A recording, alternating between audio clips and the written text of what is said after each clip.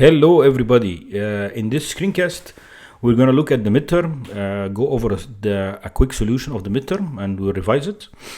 And we'll also look at the statistics of the midterm results. And finally, we are going to look at this new service called Mac in the Cloud that will allow us to access Mac machines for the rest of the semester on the cloud, and will enable you to do the assignments and in-class and homework assignments in the cloud. I hope all of you are doing well and that you are taking care of your health and staying indoors and trying to reduce the social interaction with others to avoid infections and so on. If you have any questions or if I can be of any help for you, please let me know. Okay? So the midterm, let's start with looking at the statistics. These are the stats of the midterm. You can see that a lot of you have done very well, and you can see their grades here. And the mean was 75 and the median was 85. So mean is the average. It was 75%, which is not bad. The median being 85 is also not bad. This means that half of the class is above 85 and the other half is below 85. But when you look here, you could see that a large population of you are 60 and above, which is not bad. Better than before. Okay, better than the previous semesters. Okay, so let's look at the midterm. So now if I want to look at the midterm, what I would do is I look at it here. There is one simple API that is here, and it's a GET request. Okay, so basically this is the API. I can click on it, right? And basically this is the endpoint of the API. Okay, let's copy it. It's very, very simple. You don't even have to use Postman for it, right? So basically this is the API. And then this is the city, which is a parameter for a GET request. So basically city, and then let's say equal to Charlotte, North Carolina, or say Charlotte, North Carolina. Here it is. And basically the parameter is the city, and the city is any of these cities that are provided. And basically it comes back with each line being a record or a forecast. Okay, so what I did is I downloaded the zip file that was provided, which had Alamo Fire in it. Okay, and here it is. Okay, it only had Alamo Fire in it, integrated. It had the pod for Alamo Fire. Okay, now this is the first view controller, which is going to display the cities. Okay, and you are provided with this apps data, which is just a list of cities. Okay, cool. So I go here, the first view controller. Let's embed it into a navigation. Is it embedded in a navigation controller? Yes, it's embedded in a navigation controller. It's called cities. Very simple. Okay, so what I could do is create a new, let's say a new file. Call this one cities view controller. Here it is. Create. I need to create another one called forecast. New file, call it forecast. Okay, forecast. And another one is called details. Alright, so I created the three view controllers that I'm going to use. The main storyboard has this one, and you can see that this one is the one that's going to have the cities in it. Okay, so let's embed it in navigation controller. Here it is, embedded in navigation controller. And then basically this one, I want to associate this one with cities. I can go here, I'll call it cities view controller. Here it is. And then we can even give it a title. Let's go here.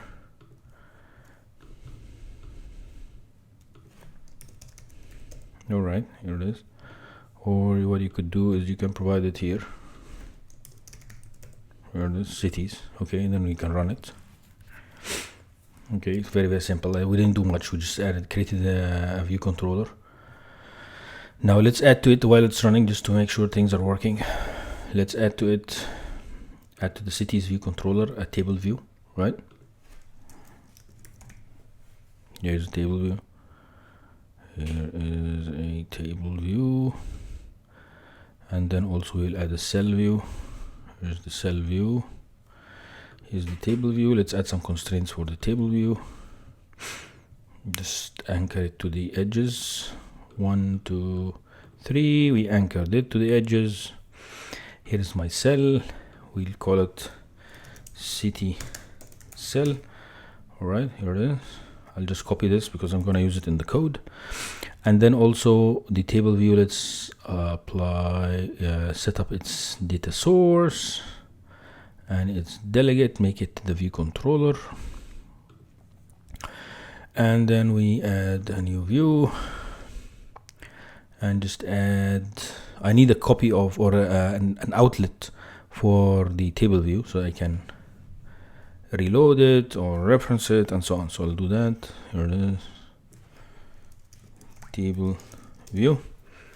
All right, so I don't need this anymore, and I already have the name of the ID of the cell. Here it is, the identifier of the cell, extension, cities view controller, UI table view delegate, UI table view data source, right?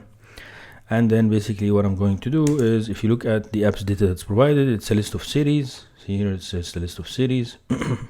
So what I'm going to do is I'm going to go here and call it var, or let's say var cities equal to string, or I could just make it equal to the apps data.cities. So basically it's just a copy of it, right? And then here I could say cities dot sort, and that's going to sort them because they have to be sorted. And basically let's work on the table. Here it is. We need to add these functions. The first one we return cities dot count. The second one we could say let cell equals dq, table view dot dq,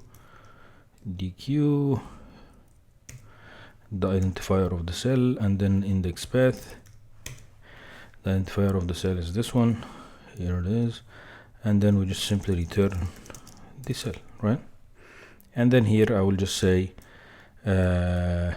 cell dot text label dot text equal. I'm just using a default cell, right? So each default cell has already a text label. So we'll do cities of index path dot row. So basically I'm just getting the city and returning the cell. Let's run it, and now should it work? Let's see. Probably just there's an optional type which is the label. We'll fix it. Okay, we ran it, and here we are. Here are the cities. Straightforward. We have the cities. So basically all what I did is I just sorted the cities, right? I sorted the cities, and then the table view, when it's loading, it's going to use these cities. I'm returning the count, and then here I'm just using the simple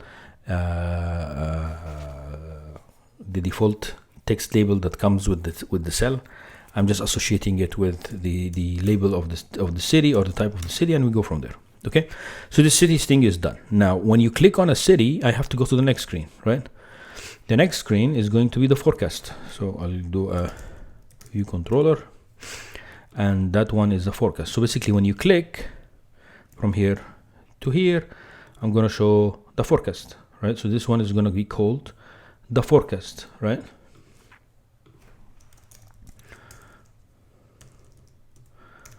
Forecast, here it is.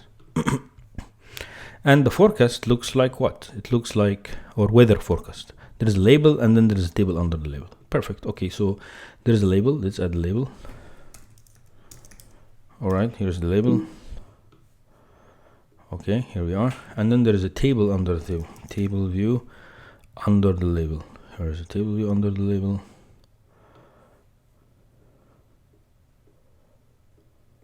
Okay, here we are. And here we are. And then we add another. We add a cell to the table view. All right, I'm going to just take the quick approach, which I'm going to simply just use the an embedded cell here, right? Okay, so I'll do this, maybe do this, and then maybe I'll add a horizontal constraint, and then to the anchor to the top, anchor to the table, and then the table we just add the constraints, which is the right, left, and bottom, and we're good to go. Okay, so that's the label. This is going to be the city. Okay, and we just need to associate this with the forecast view controller, right? And then we open another window, and here we add the forecast view controller. And basically in the forecast view controller, I need access to this. I need access to the table. Here is, oh, what happened? Let me see something on the side here just to make sure we didn't mess up things.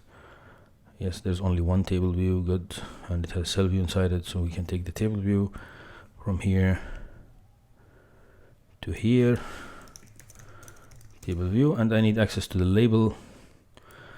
Here's the label, we call it city label. All right, so that's basically, I have both of them. Now, to be able to transition from one screen to the other, to be able to transition from here to here, I need to send the city from this screen to the next screen. So I need to give this segue an ID. I'll call it to forecast segue. All right, so that's the name of the segue. So let's go back to the cities view controller. Here it is. When the user clicks, it will go from one screen to the next, right? So I'll have to do prepare for segue, right? If segue.identifier is equal to this one, right? Then what we're going to do, let VC, the view controller, equal to segue.destination as forecast view controller, right? So that's this one, right? So in the forecast view controller, let's set up a city. So basically have a var city as a string, right? And then basically what we're assuming is that when we get here, we'll say self.city_label.text equal to city self.city, right? So that's what we're going to do. So now when you are transitioning from the cities view controller, you're coming here, and we could say we need to find out which city did you pick, right? In the cities view controller, when you click on one of these cities, I need to know which city you picked, right? So how will I do that?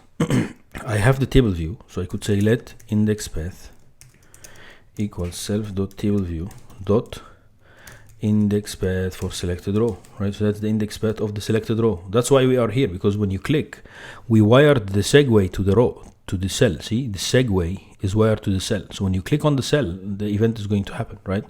So that's why prepare for segue is where we catch that event. So preparing, we have the index, then we can get the city. We'll say vc.city equals self.cities of index path.a.row.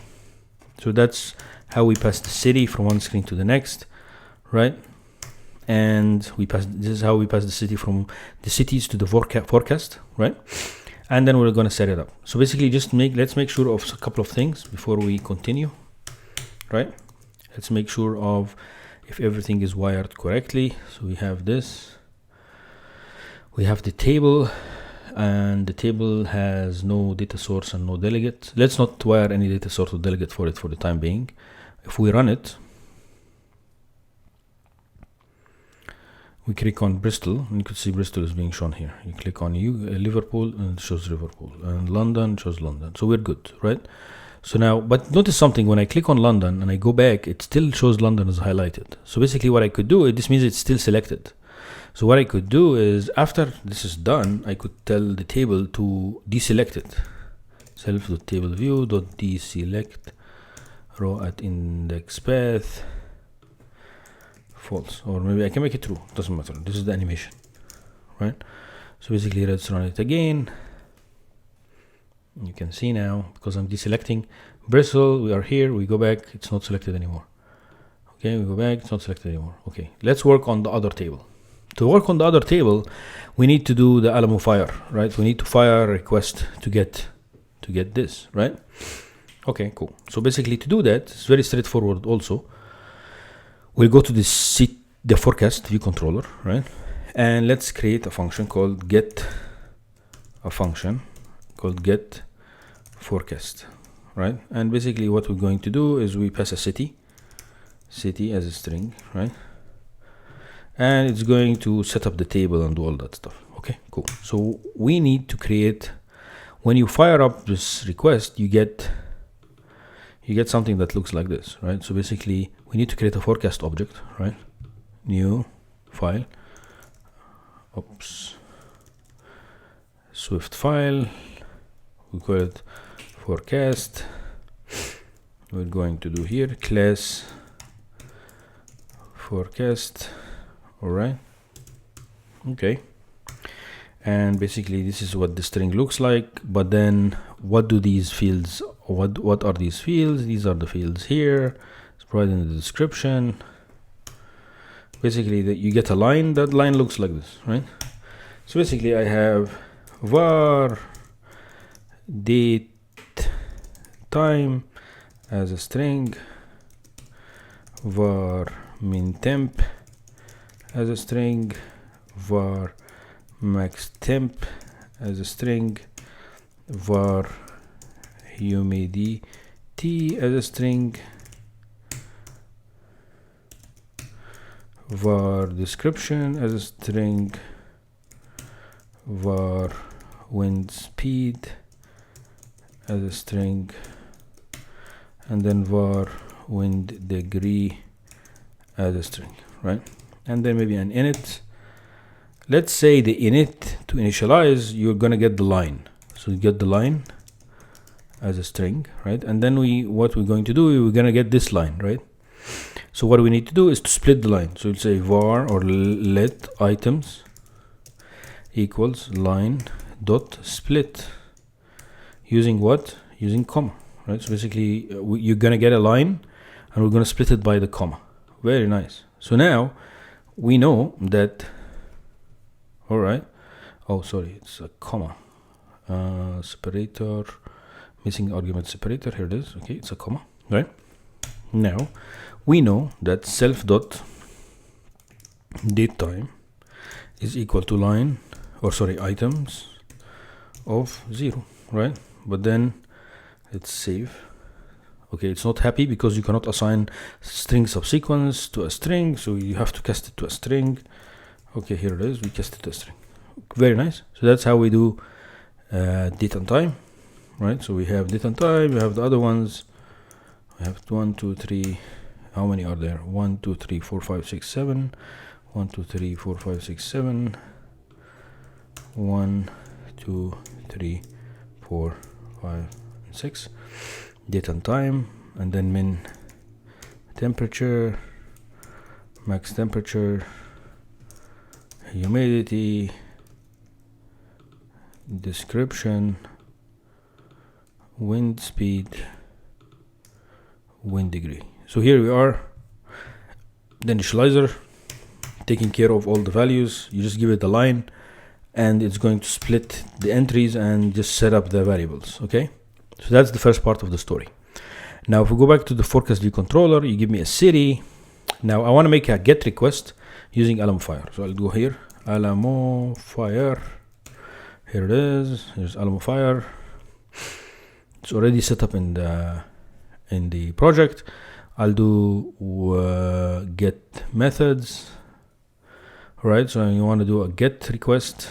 So I'll just say import Alamo Fire. So I'll do an import Alamo Fire, and basically all I'm going to do is af.request, and basically I want a request that has a lot of parameters. One of them is the URL, the other one is the method. The parameters are, we'll come back to it, but I can just type it like this. I'll say city, and then it's the city is being passed, and then I don't need all these parameters. I'll just remove them.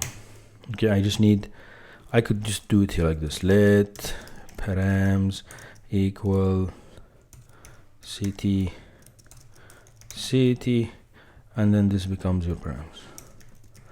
And then dot response is a string. Here we are. I just need a response string, this one with the completion handler, and the completion handler is, I'll call it response. I'm just going to print response dot value. Okay, that's the response that we get back. We're just creating a parameter list. Even though it's a GET request, I'll enter the parameter list like this. I'm not going to put in the URL. The library will take care of putting it in the URL. Okay, so now if I call this function on, let's say, get forecast on the city, self.city, what if I do that? It should call the API on self.city. So let's run it and see. Would it work? Let's see. Yes, it should. Actually, it's going to crash because of what? Because of the optional value. There's a problem with the optional value because of the URL is not set up. See? So let's go back here and get the URL. Here is my URL, right?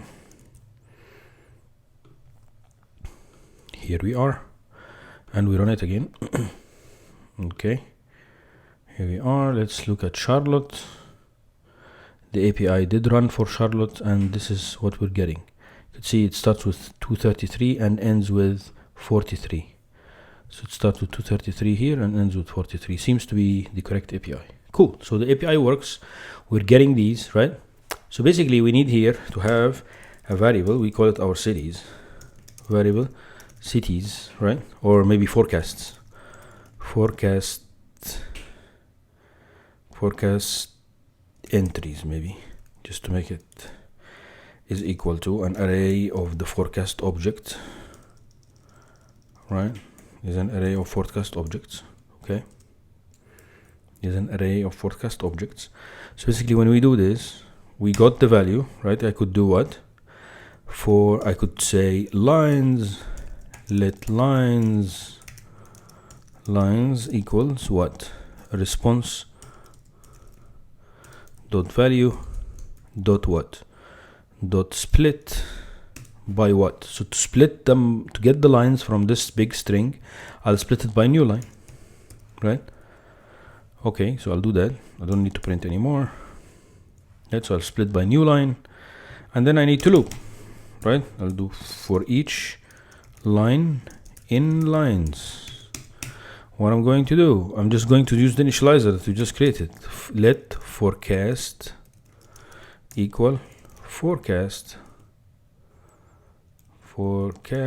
object, right? Here it is, and you pass it the line, and it's gonna happen, right? So basically, this gives you the forecast, and then we do what?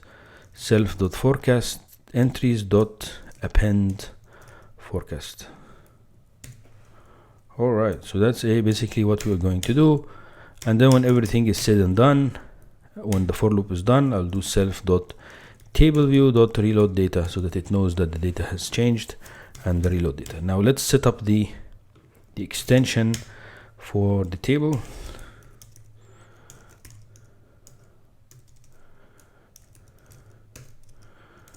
Forecast view controller as table view delegate, table view data source, right?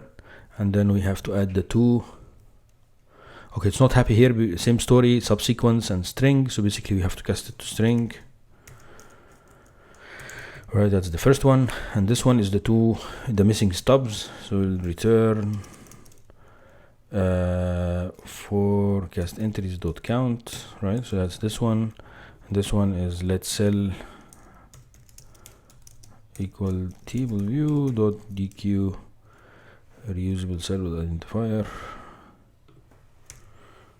Okay, and then we need to create a cell. We didn't create one yet, so I'm just, for the time being, I'm going to do that. Return cell. Okay, so that's basically what we're going to do, right? So I set up the event, what do you call it, the delegate for the table and so on. Now let's go back to the main and look at what we have done. So does this guy have a delegate setup? Not yet. So let's set up its delegate. Here is the delegate is the view controller, and the data source is the view controller, right? Now we have our cell. I can just go ahead and create a simple cell. Basically we have these are the cells, right? So I just create a simple cell. And the cell looks like what? If we look here, it has 1, 2, 3, 4, and 5 labels. Okay, so let's add 5 labels. Label. Here's 5 labels. Here's 1,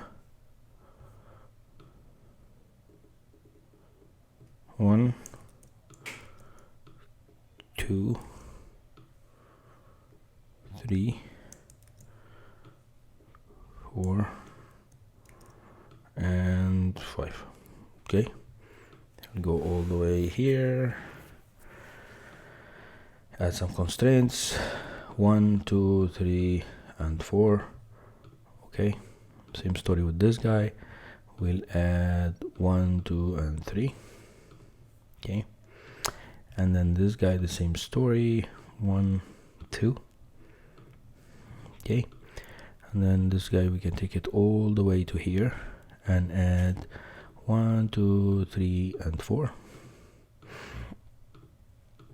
Perhaps we can make this a little bit smaller.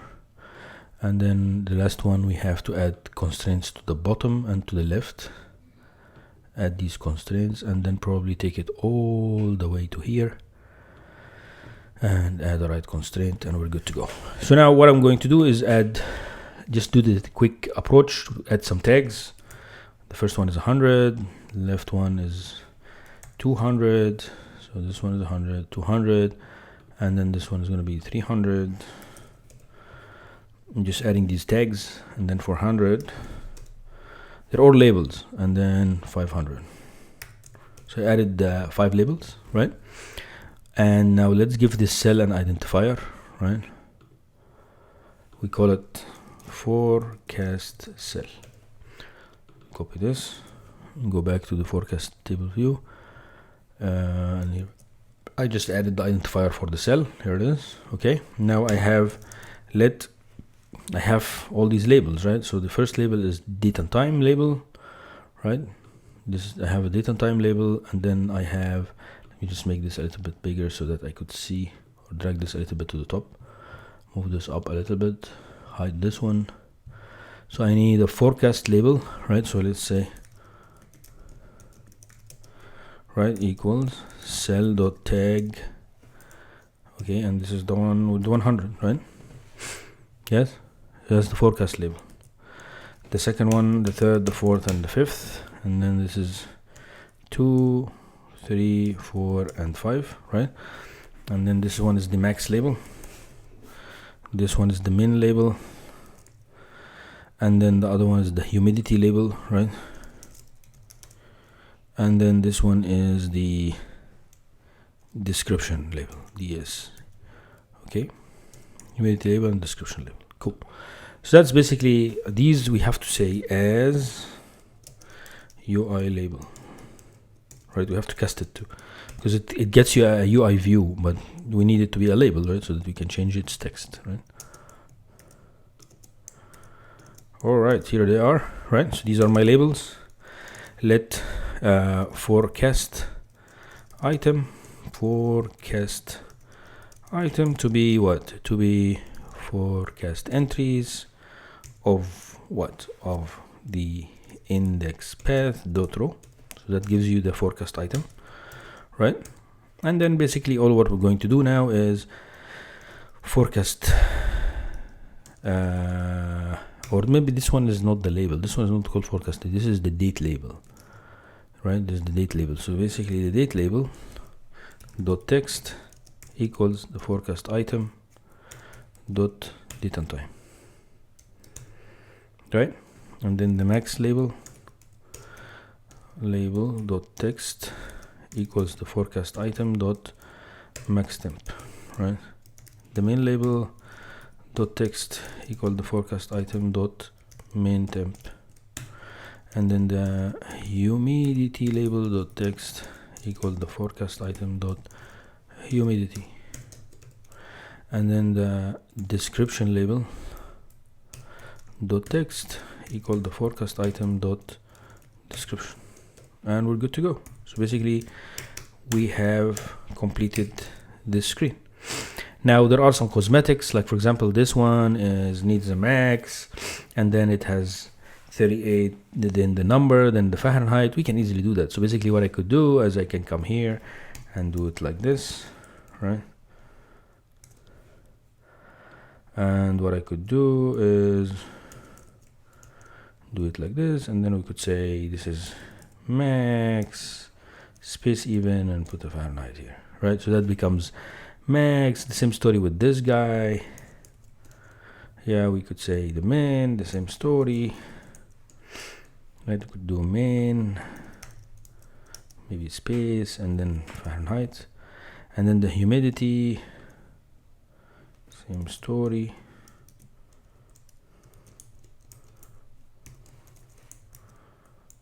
Just put a percentage, right?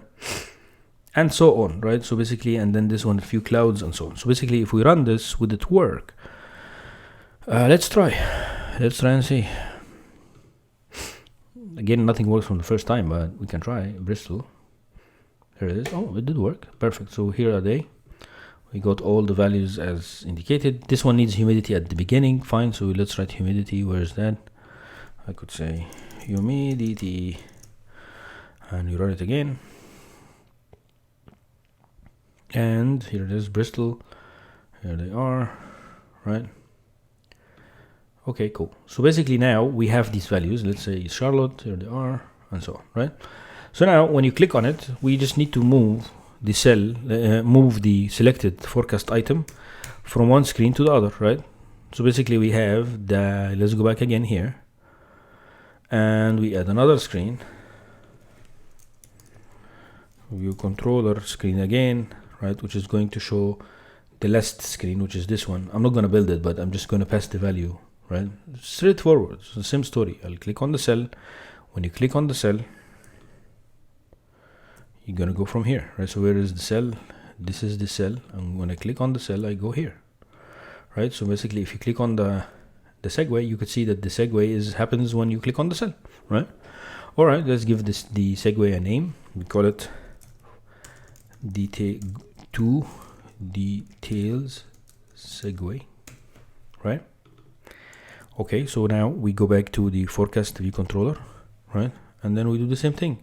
Prepare for segue. If segue dot identifier is equal to this, right? Then the same story. Let VC equals the view controller equals and so on. So before we do this, let's go back here, and for this guy, we add the view controller to be the details view controller, right?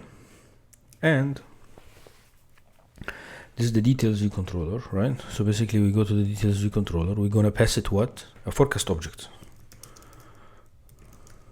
Forecast item, for example. Forecast. Okay. All right, we go back to again here. We do segue dot destination as this details view controller, right? And then what we will do is let index path, the same story, index path to identify which one was selected. Self dot table view dot index path for selected row, right? Okay, that's the index path, and then all what we're going to do is we say vc dot forecast item equals self dot forecast entries of index path dot row. So basically that would pass the index path from here to here, the forecast item from one screen to the other, and we are here. Let's say we go and we say print here and put a breakpoint and run it, right? So let's see what happens. So we clicked on UK Bristol, and we clicked on the first one, right? The app stopped. Okay, now we look at self. Okay, it takes a little bit, and then here is the forecast item, and you could see that the forecast item has what? The forecast item has the date and time is 2020 03 11 18, and then this is the minimum, this is the maximum temperature, which matches this one. So we are successfully passing the data from one screen to the other. Okay, so we demonstrated that we're able to pass the data, and that ends. I'm not going to build the screen, that's straightforward, just a couple of labels, and you set up the values here to whatever you are receiving, right? So it's very straightforward. So basically that solves this problem. So yeah, it's straightforward, right? And you could see that we go to the forecast, we can go back, but you could see that this one is still highlighted. We can fix that. Why? Because we do the same thing as we did. We just deselect the row. Yeah, you don't have to do that, but just cosmetically looks better, right? So we can come here and we say deselect row at index path and through, right? So we run it again, take you to the next screen. Here it is. You pick this one, go back, take this one, go back, this one, go back, and so on, right? So that completes the midterm. Straightforward. Please let me know if you have any questions.